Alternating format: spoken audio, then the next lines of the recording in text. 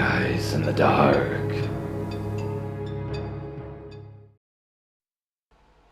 I feel like one side of my family is cursed to have to deal with ghosts and demons.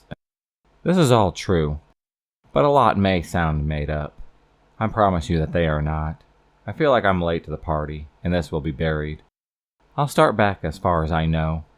My great-grandmother's sister was born with a veil of skin over her face. It's believed by many people that people born with veils over their face can see the future. One day my great-grandmother and her were walking down the road. This was in a West Virginian town, so they were fairly alone. The sister tells my great-grandmother, "Hester, that man on the horse is coming. He's going to get us." My great-grandmother flips out. They run home. That night they hear the galloping of a horse up and down their street, up until about 6 o'clock in the morning. Our house was horribly haunted, dangerous so at times.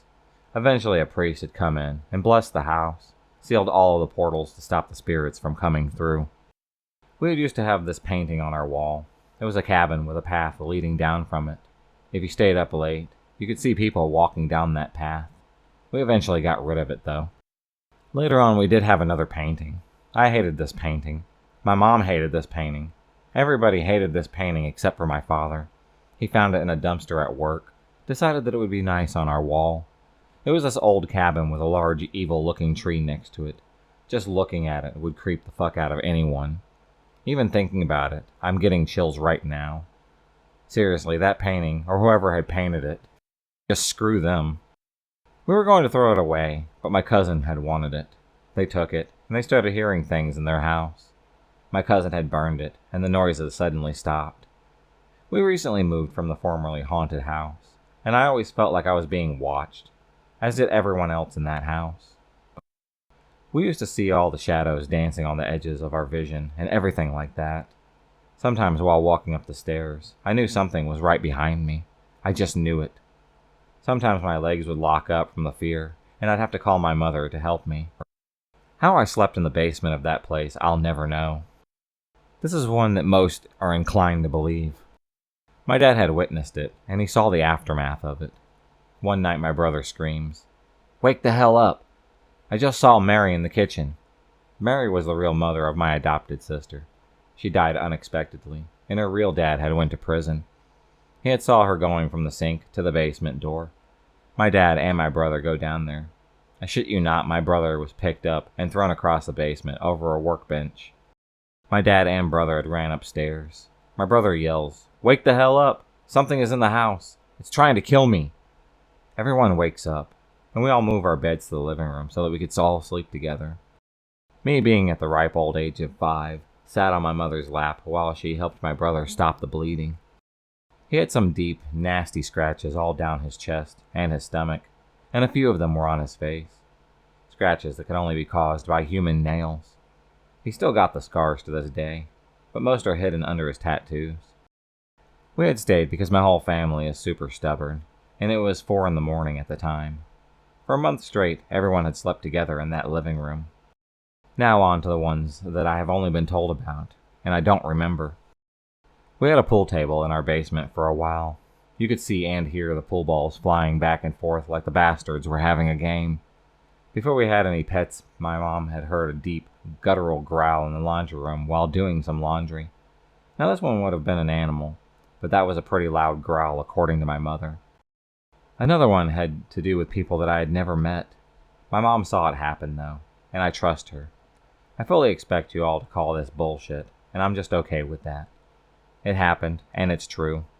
My family believes that my mom's now dead cousin had fought a demon, or the devil himself. According to him, it was the devil.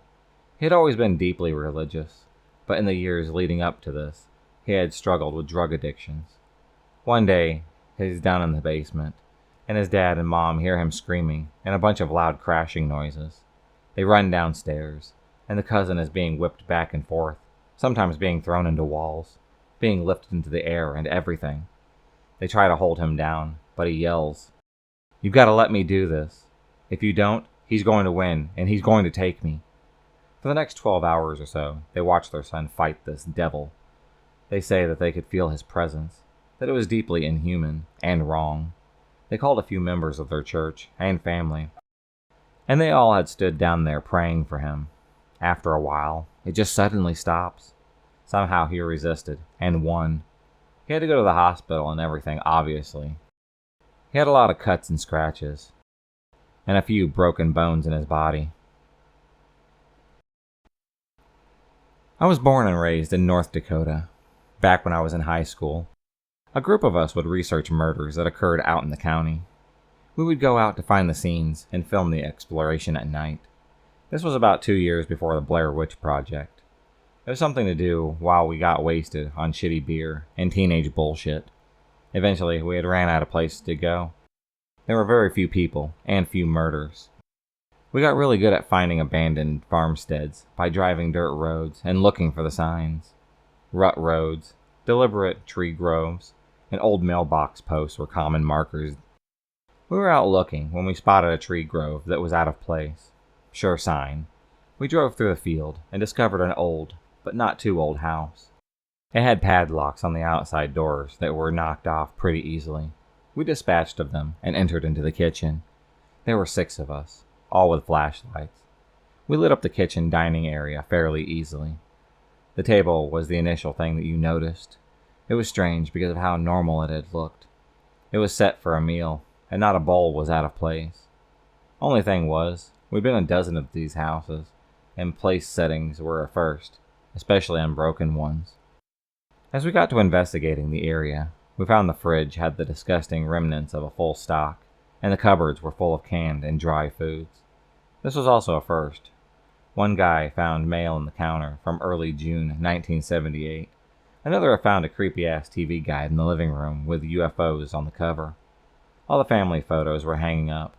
The mom, dad, brother, sister, all in their 1970s glory. The furniture was dusty, but in very good condition. Closets were full. Everything was totally normal, which is super abnormal. As we had dug around the house, we all started to realize that this house had not been moved out of. It had been straight up abandoned. Imagine locking the door to your house, and then never coming back. That's what the state of this house was in. Completely unplanned departure. We had went upstairs, split into 3 pairs to go check out the 3 rooms. Ours was the closest, and obviously it was the younger boy's room. I can't describe what it had looked like too well, because almost right away from the hall, we heard the most fucking terrifying scream that I'd ever had the misfortune of hearing. We went running into the hallway. We were all yelling, asking questions to each other at the same time. After a few really long seconds, the 2 screamers had caught their breath and said, "You have to go in and see." Walking down the hall and through the doorway, I prayed that I wouldn't act like a pussy in front of all of my friends. I shouldn't have been concerned, because the others were as scared as I was. The room itself had opened up to the left of the door frame, and centered on the right side of the room was a queenish-sized bed, propped up on pillows, with a blanket drawn to the waist, arms on top of the blanket, and worst of all, head turned slightly so it was looking you straight in the eyes when you entered the room, was a life-size porcelain doll. Snow-white skin, jet-black hair, cold, dead eyes. The dead eyes lit up with our flashlights, like she was just waiting for us.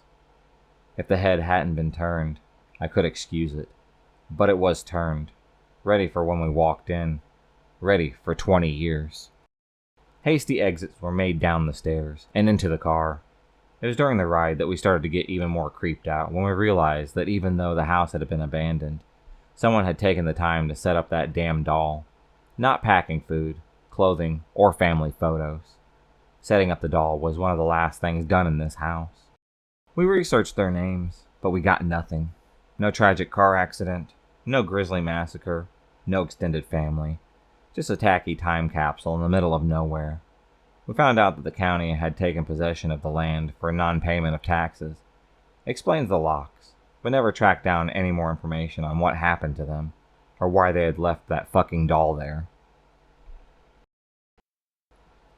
It was summer, and my dad's birthday at the time. So we drove to a casino about 2 hours away to go watch a boxing match with my uncle. It finishes. We drive back the very same night. We're nearing a canyon with no cell phone reception. We call my mother and tell her that we'll be home soon. The canyon usually takes only about 30 minutes with no traffic, and it's midnight. So we enter the canyon. We're all pretty tired. To keep us talking, we start telling stories. Most of them were pretty creepy. This goes on for a while, and it feels like time is passing in a haze. We pass this part of the canyon, and suddenly we get deja vu. I'm convinced that we already passed that before, and all of us had driven this canyon 100 times, and we know the layout. We keep talking, and then we pass the same part once again.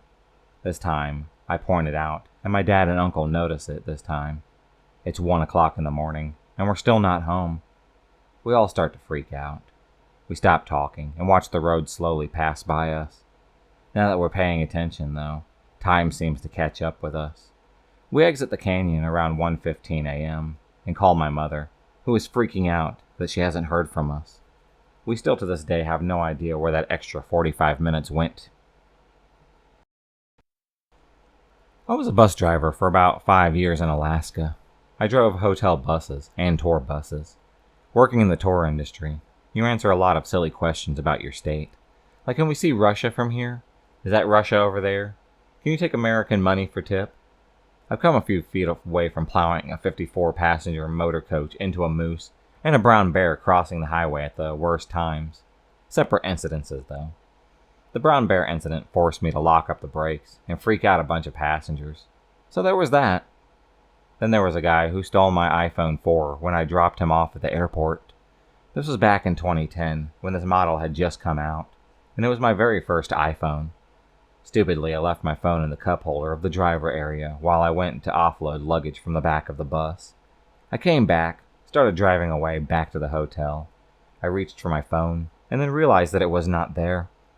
Looked all over, internally debated with myself whether I was sure enough to excuse a guest of theft, and ended up calling the airport police.